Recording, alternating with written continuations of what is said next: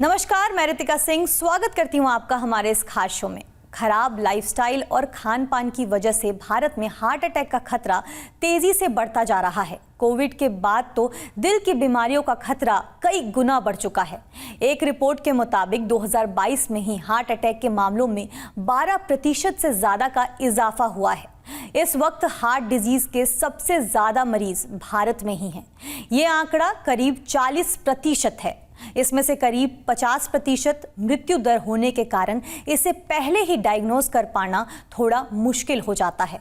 ऐसे में जरूरत है और ज्यादा जागरूक होने की, ताकि लोगों को हार्ट डिजीज के बारे में समय रहते पता चल सके। ये समझने के लिए हमारे साथ मौजूद है डॉक्टर्स का panel. Doctor Avadhesh Kumar Sharma, associate professor of cardiology, LPS institute of cardiology, GSVM medical college, Kanpur, UP. Doctor Ayush Shukla, DM cardiology, assistant professor, department of cardiology, King George medical university, Lucknow. आप सभी डॉक्टर्स का हमारे इस खास शो में जुड़ने के लिए बहुत बहुत स्वागत है।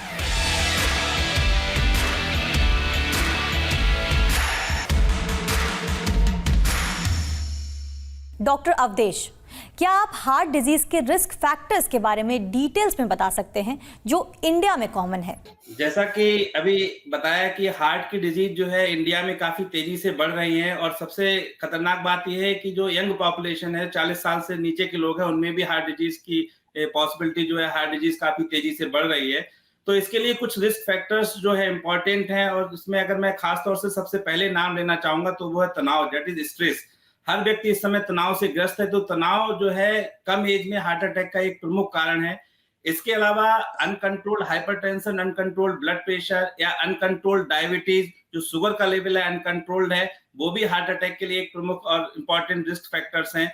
इसके अतिरिक्त जो है सिडेंट्री लाइफ स्टाइल, या फिर जो जीवन में शिथिलता, कि हम कोई व्यायाम नहीं कर रहे हैं, हमारा ज्यादातर काम कुर्सी पे बैठने वाला है, या जीवनचर्या जो हमारी काफी शिथिल है, एक्सरसाइज के लिए हम कोई टाइम डिवोट नहीं कर रहे हैं, फिजिकल इनएक्टिविटी, ये भी एक इंपॉर्टेंट रिस्क फैक्टर है।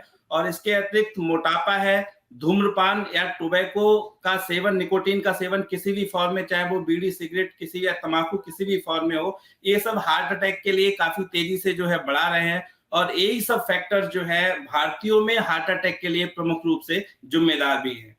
डॉक्टर आयुष, क्या आप हार्ट प्रॉब्लम्स के सिम्टम्स के बारे में बता सकते हैं जो आम तौर पर पहचान में नहीं आते हैं, और साथ ही उनके इम्पोर्टेंस के बारे में भी बताएं? जी, हार्ट फेलियर या आप जैसे पूछा आपने, हार्ट डिजीज के जो सिम्टम्स जो आम तौर पे पहचान में नहीं आते हैं, तो सबको ये मालूम है कि अगर सीने में बाईं तरफ दर्द उठे तो वो हार्ट अटैक या हार्ट की बीमारी बताता है। मगर जो अन्य सिम्टम जो छूट जाते हैं, उनमें सबसे ज़रूरी है थकान। अगर मरीज को थकान महसूस हो रही है, जो कि उसे 10 दिन पहले या 1 महीना पहले नहीं महसूस होती थी, और उसका अन्य कोई कारण जैसे खून की कमी वगैरह नहीं है, तो ये हार्ट की पंपिंग की अक्षमता बताता है। उसी प्रकार से दर्द जो कि सीने में ना होके अगर पेट में ऊपर की तरफ हो रहा हो, या कंधों में हो रहा हो, या जबड़े में हो रहा हो, या बैक में हो रहा हो, कई बार यह पेन भी हार्ट का होता है जो कि रेडिएट करता है इधर-उधर। इसके अलावा सांस फूलना, पैरों में सूजन आना, धड़कन का अनियंत्रित होना, गैस्ट्राइटिस, कई बार लोग कहते हैं गैस था और जब आते हैं तो ECG में उनको अटैक दिखता है। इवन वृद्धावस्था में स्वेटिंग यानी पसीना आना, और कन्फ्यूजन यानी मरीज को कुछ समझ में ना आना कि क्या है, ये भी हार्ट का एक ऐसा सिम्पटम है जो कि आमतौर पर मिस हो जाता है, और उस वजह से मरीज फिर हमारे पास लेट पहुंचता है, और उसको हम वो इलाज उसमें उतना कारगर नहीं होता जितना कि वो यदि टाइमली पहुंच जाए, तो जो अगर हम उसका इलाज शुरू कर दें तो जो कारगर होगा। ये सवाल डॉक्टर अवधेश आपसे है। हार्ट डिजीज का समय रहते पता लगाने के लिए कौन से टेस्ट ऑप्शंस अवेलेबल हैं? देखिए, हार्ट डिजीज की समय से पहचान जो है वो बहुत जरूरी है, क्योंकि हार्ट डिजीज में, हार्ट अटैक में जो है समय की बहुत कीमत होती है, और जितने जल्दी जो है मरीज के लिए मेडिकल हेल्प मिल जाती है उतना ही अच्छा होता है। ये कहा जाता है कि हार्ट अटैक होने के बाद अगर मरीज 30 मिनट के भीतर या मैक्सिमम 60 मिनट के भीतर किसी अच्छे अस्पताल में पहुंच जाता है, उसकी प्राइमरी एंजियोग्राफी, एंजियोप्लास्टी हो जाती है, तो हार्ट की मसल्स को नुकसान ना के बराबर होता है। इसमें कहा जाता है कि टाइम इज मसल, और जो शुरू के 3 घंटे होते हैं उनको हम गोल्डन आवर्स भी कहते हैं। कि ये काफी महत्वपूर्ण होते हैं। अगर इसके बाद मरीज हमारे पास आता है तो हम उसकी बहुत ज्यादा सहायता करने में बहुत ज्यादा जो है सक्षम नहीं होते हैं, या जो डैमेज ऑलरेडी हो चुका होता है हार्ट को, उसको वापस हम रिकवर करने में सक्षम नहीं होते हैं। तो पहली चीज तो ये कि टाइम से पहचान बहुत जरूरी है। अब टाइम से कैसे पहचान हो, तो सबसे पहली चीज है कि मरीज को लक्षणों का अंदेशा हो। जैसे हमारे साथी डॉक्टर साहब ने अभी बताया कि अगर मरीज को चेस्ट पेन हो रहा है, सांस फूल रही है चलने फिरने में, अचानक सीने में तेज दर्द हो रहा है, तो ऐसे मरीज को तुरंत अपने नजदीकी स्वास्थ्य केंद्र पे या नजदीकी फिजिशियन या कार्डियोलॉजिस्ट के पास जाके तुरंत ईसीजी कराना चाहिए, क्योंकि ईसीजी से ये पता चल जाएगा कि इनको मेजर हार्ट का अटैक है कि नहीं है। अच्छा, दूसरी कैटेगरी है कि मरीज को तुरंत तेज अटैक या हार्ट में सीने में दर्द नहीं हो रहा है, लेकिन धीरे धीरे काफी समय से लंबा दर्द बना हुआ है, चलने फिरने पे दर्द हो रहा है, बैठने पे आराम मिल जा रहा है, जिसको कि हम लोग क्रॉनिक स्टेबल एंजाइना कहते हैं। तो ऐसे मरीजों को भी अपना ब्लड शुगर की जांच है, लिपिड प्रोफाइल की जांच है, ब्लड प्रेशर की रीडिंग्स की जांच है, ईसीजी है, ट्रेडमिल टेस्ट एटलीस्ट जो काफी इंपॉर्टेंट होता है, जिसको स्ट्रेस टेस्ट भी कहते हैं, मशीन पे दौड़ के फिजिकल एक्टिविटी का लेवल हम लोग असेस करते हैं, ट्रेडमिल टेस्ट है और इकोकार्डियोग्राफी टेस्ट है, ये सब कराने चाहिए और पता करना चाहिए कि हार्ट की दिक्कत उसे है कि नहीं है। अगर इन टेस्टों में खराबी आती है, एबनॉर्मलिटी आती है, तो वो तुरंत अपने चिकित्सक या हृदय रोग विशेषज्ञ से मिले। और अगर हृदय रोग विशेषज्ञ समझता है कि हार्ट की नसों में ब्लॉकेज की संभावना ज्यादा है, तो फिर वो उस मरीज के लिए एंजियोग्राफी के लिए रिकमेंड करता है। एंजियोग्राफी दो तरीके से होती है, सीटी एंजियोग्राफी और कन्वेंशनल जो हाथ से तार डाल के हम एंजियोग्राफी करते हैं, वो एंजियोग्राफी। तो अगर लो या इंटरमीडिएट रिस्क ग्रुप का मरीज है तो उसको हम सीटी एंजियोग्राफी प्रेफर करते हैं, या हाई रिस्क ग्रुप का मरीज है, जैसे कि मरीज को दर्द टिपिकल है, ब्लड प्रेशर शुगर की भी बीमारी है और दर्द हो रहा है, तो उसको हम कन्वेंशनल एंजियोग्राफी के लिए हम पेशेंट के लिए प्रेफर करते हैं। डॉक्टर आयुष, क्या आप एंजियोप्लास्टी जैसे कम लेस इन्वेसिव प्रोसीजर के फायदे और रिस्क के बारे में बता सकते हैं? जी, जैसा कि आपने एंजियोप्लास्टी नाम लिया, तो मैं दर्शकों को ये बता दूं कि एंजियोप्लास्टी उस प्रोसीजर को कहते हैं जिसमें कोरोनरी आर्टरीज, जिनकी हम बात कर रहे हैं, जो हृदय को ही सप्लाई करती हैं, उनमें ब्लॉकेज होने पर उस नस के थ्रू तार डाला जाता है, उस तार के ऊपर एक गुब्बारा चढ़ाया जाता है। ये सारी चीज़ें कार्डियोलॉजिस्ट एक्सरे में देख रहा होता है, और उस बलून को जब हम फुला देते हैं तो उसके बाद उसी जगह पर एक स्टेंट यानी कि एक जाली होती है, जिसको हम वहाँ पहुँचाकर फुला देते हैं, और वो जाली जो है वहाँ का जो सकरा हो गया था, रास्ता जो ब्लॉकेज हो गया था, उसको वापस फ्लो मेंटेन हो जाता है। और इस तरह से ये एक रिवॉल्यूशन था जो सन 80 के आसपास आया, और हिंदुस्तान में थोड़ा लेट सही, मगर आज की तारीख में हिंदुस्तान में छोटे-छोटे शहरों में भी कैथ लैब लग रही है, और अब ये सुविधा बड़े शहरों की बजाय छोटे शहरों में भी मिल जाती है। टाइमली ट्रीटमेंट सबसे ज़रूरी है, जैसा कि बताया गया, टाइम इज़ मसल। अगर हम टाइम पर एंजियोप्लास्टी कर ले जाते हैं तो यह मरीज की जान भी बचाता है।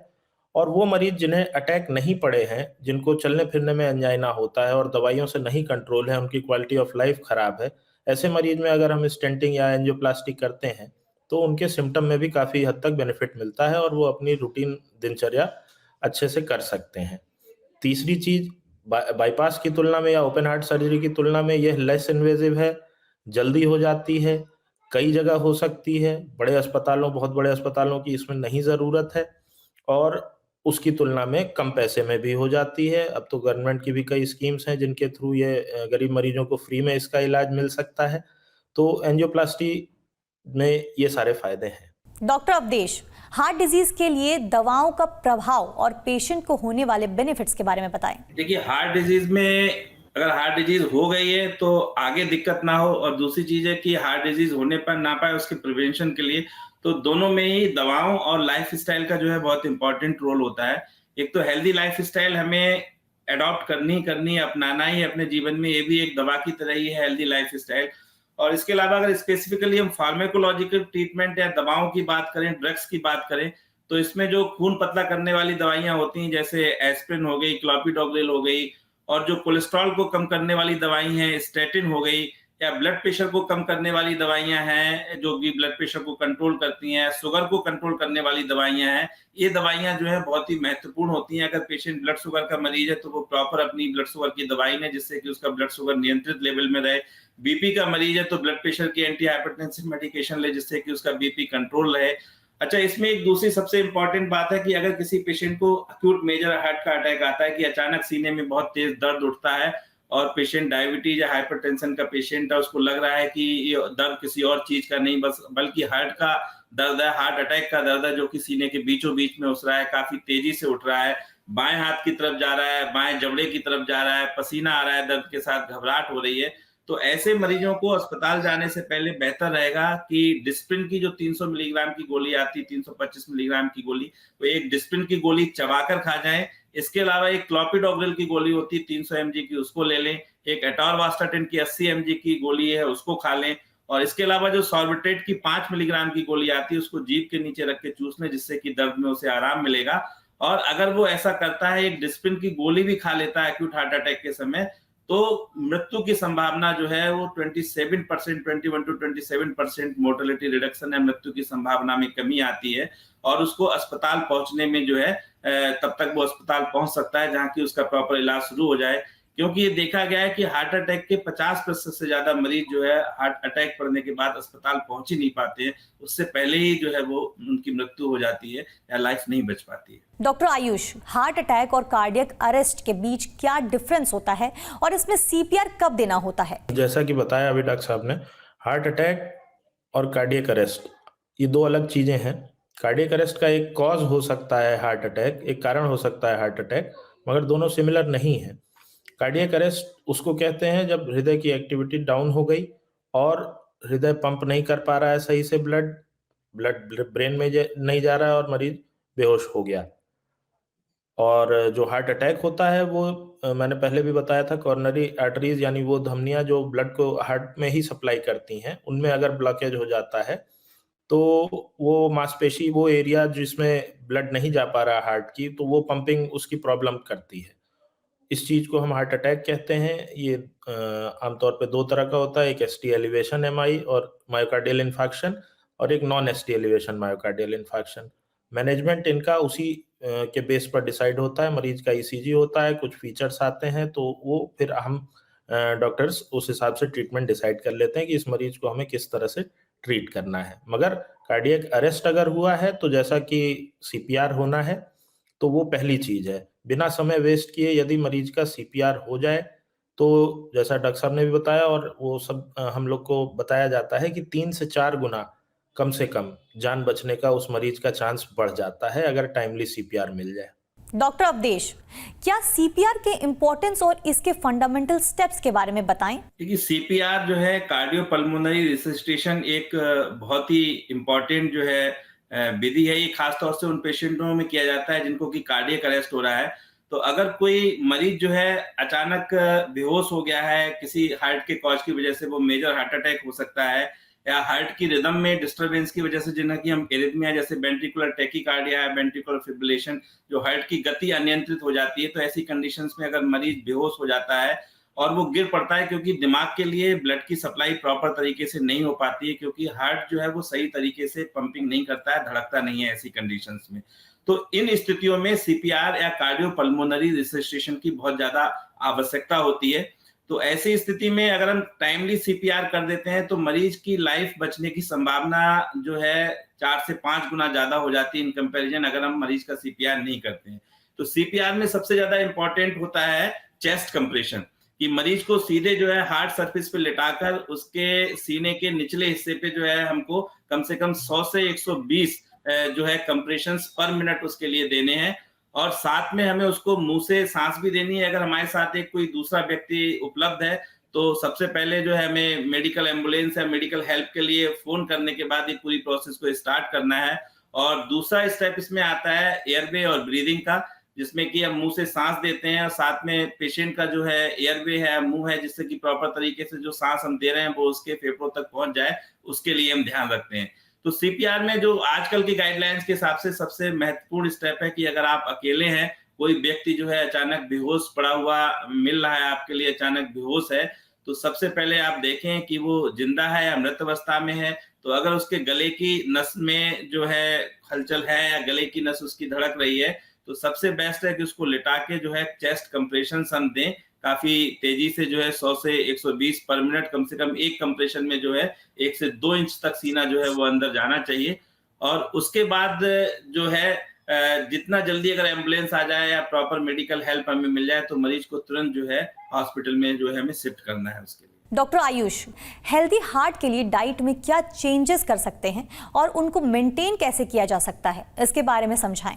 देखिए, हेल्दी हार्ट के लिए डाइट में जैसे बताया कि पहले 2 चीज़ें हैं, इसके हम 2 तरह से बाँट के चल सकते हैं कि कौन-सी चीज़ें हमको कम करनी है और कौन-सी चीज़ें बढ़ानी है। तो वो चीज़ें जिनका नुकसान पाया गया है, वो जैसे कि एक तो आप स्मोकिंग और धूम्रपान और तम्बाकू किसी भी फ़ॉर्म में आपको कम रखना है।